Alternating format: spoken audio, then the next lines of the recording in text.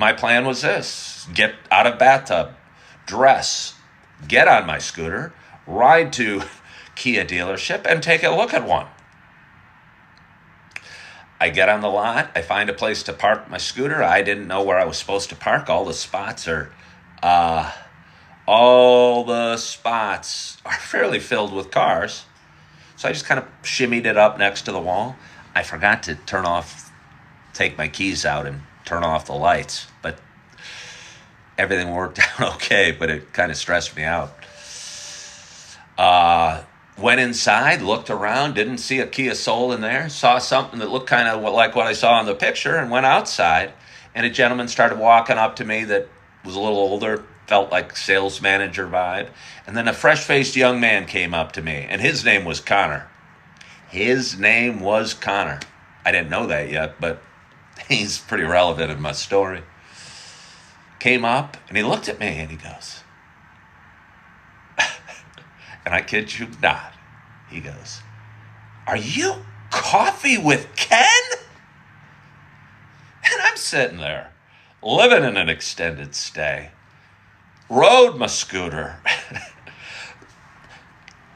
waiting tables, worried about paying my rent, questions all over about my credit rating, wondering if there's a chance in the world that this dealership would sell me a car. And the car salesman that came up to me introduced himself to me by saying, "Are you Coffee with Ken?" And then he started bragging about me to his sales manager and everybody else, saying I'm so well known. I'm going, really? Just some 56-year-old dude that can barely pay his bills, waiting tables, probably can't afford to buy the cheapest car in your lot. However, the fact that you think I'm super cool because I got a show called Coffee with Ken might come in use. You might believe in me more than you should. And I go, look, I don't want to waste your time. Here's my credit score. I just pulled it up on Credit Karma. It ain't real good. Here's my income. I'm waiting tables. I'm staying in an extended stay. I don't have a permanent residence. And all sorts of stuff. I go, okay. And he wanted me, and we walked inside. He asked, wanted to take a test ride. I go, well, I don't want to waste your time. Can I buy one of these things? Does it drive? Does it have an engine? Is it really only $21,000? Heck, what would my payments be? And he started the process. And there was a black one sitting there. I'd always bought black cars. And I wondered, I go, and this is just dreaming, fantasy at this time, because again, credit rating not where it should be, income, waiting tables, the last 3 days had been slow. There was a 3-day stretch. I made $100 in tips at my restaurant. It was that slow. And I'm going, I need a car. I want to see my babies. It's getting cold. Would God really smile on me enough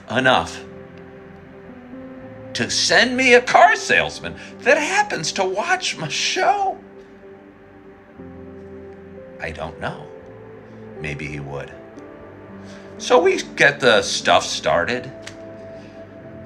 I'm there by myself. I tend to be sort of indecisive. I've always liked black. I want black, but he knows my show. And I explained to him in the back of my mind, buying one of these, there's nice panels on the car doors. Wouldn't it be fun to put a Coffee with Ken logo on the car door? And then I go, where would I put it? And then I said, I'd put it all over the car. And we laughed about that. We thought that was pretty funny. And so he goes, hey, I got a white one. Let's go take it for a test drive. And we did. It was kind of a rainy day, muddy day yesterday. I felt a little bad. Didn't think I was going to be able to buy it. Didn't want to dirty the floor mats in the driver's seat because somebody else might want a brand new clean car. And heck, if there's any way I can figure a way to buy it, I'm going to want a nice clean car. But anyway, we took it for a ride, and I've had really nice cars before. I've had really nice cars, fancy sports cars and luxury cars and whatever. So I'm driving, I'm going, wow, it's quiet. Is the engine even going? I'm driving, it's driving. I figure I got to ask something, and I go, does it have a radio? And he turns it on and tries to turn it up, and I go, hey, we don't have to do that. We don't have to do that. If it's got a radio, that's enough. I'm not buying it for its Bose speakers or its surround sound or anything. If it's got a radio, that pleases me. And I'm driving around this loop around Naperville, and along this loop there's a lot of car dealerships, and they built an area where there's like a track, a windy track with hills, I kid you not. And he goes, do you want to take it on the track? Here, let's push this sports handling button on. I go, you don't really need to do that. We don't need to take it on the track. I just wanted to see if it drove, because I can't believe there's cars for $20,000 that they might actually sell to a guy like me. So we go in. I explain everything to him.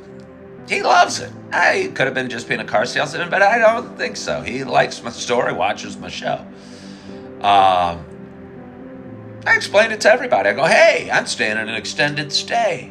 I'm struggling to pay my bills. This is my credit rating. This is how much I make. I'm actually thinking about living in this darn thing. I wonder if you could buy a heater for it. I wonder if anybody does. And it turns out people do. You can search up living in your Kia Soul. And we're not done with the story. I'd almost like to stop you guys and give you the second half tomorrow.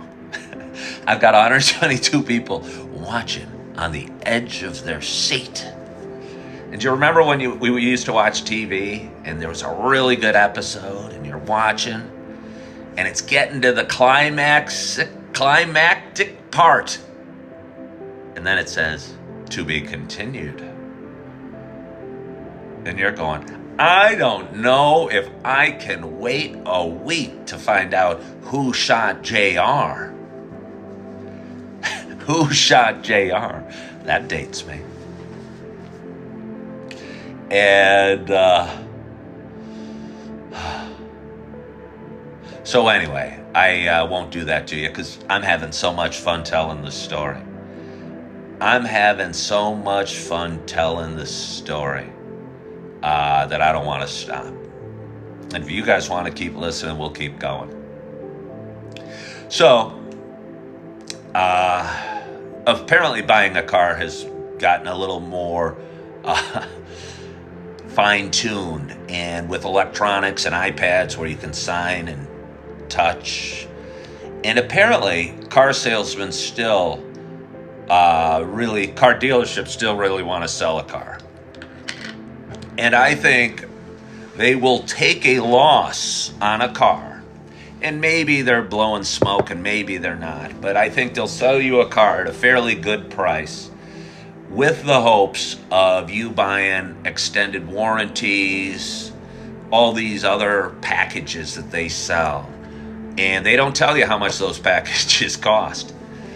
They don't tell you how much those packages cost. It wasn't the car salesman, it was the finance guy. And he rolled it into some package. And remember, I'm a guy desperate for a car. I want to see my babies. I know winter's coming. I know I need to drive around. And he's saying, here's the warranty, here's what it covers, here's this and here's that. And then if this goes, you're going to be really, this. And so here's my suggestion.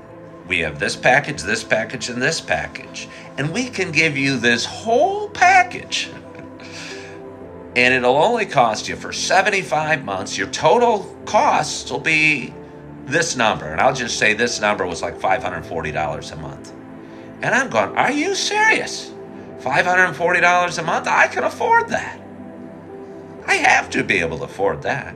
But in the back of my mind, a little voice is going off inside my head going, he hasn't told me how much these things cost.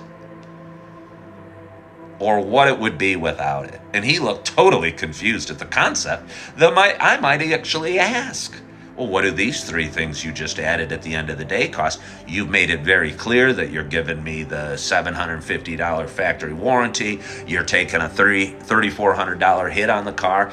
And that may or may not be true. But I don't think they were making a heck of a lot of money on the car. I really don't. However, I think they were going to make the money on these extras they were selling me. And he seemed very hesitant to tell me what the extras were costing me on a monthly basis or whatever. And he put them into nice sounding words that made it seem like I had to have and needed to have, and I'd be screwed without.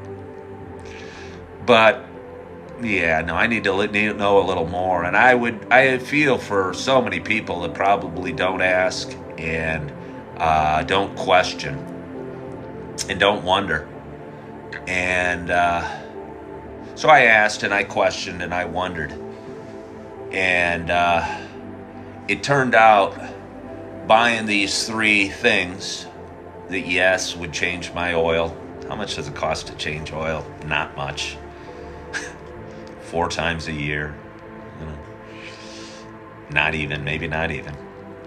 And cover me in case the warranty didn't cover or in case some weird thing happened.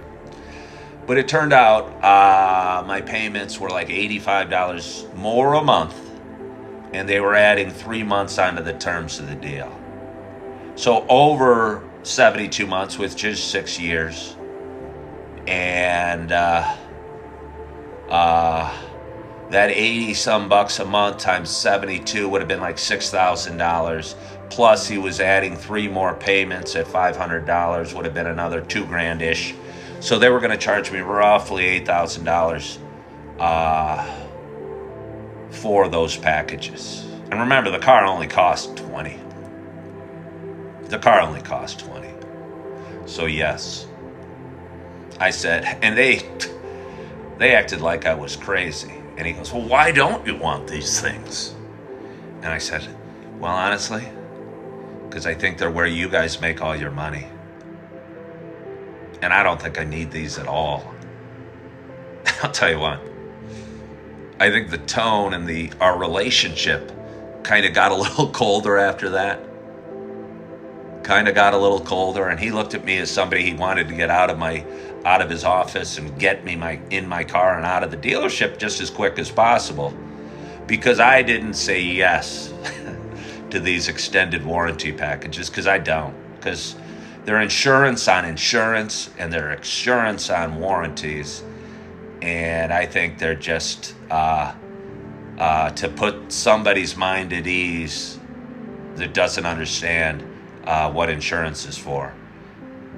And insurance is to cover you in case of catastrophic events. And honestly, my car going up in flames out in the parking lot right now wouldn't be a catastrophic event because I have insurance on it, and I'd be responsible for the deductible, and I'd pay the deductible, and I know what that deductible is, and I know what I'd be responsible for. So I didn't need all these extras. And I was able to buy this car at a price that I can afford, and it gives me freedom. And I bought a white 2025 Kia Soul yesterday with spotty credit, spotty income, and nothing to trade in. And I kid you not, $4 in my checking account. And it feels pretty good. So, cheers to us.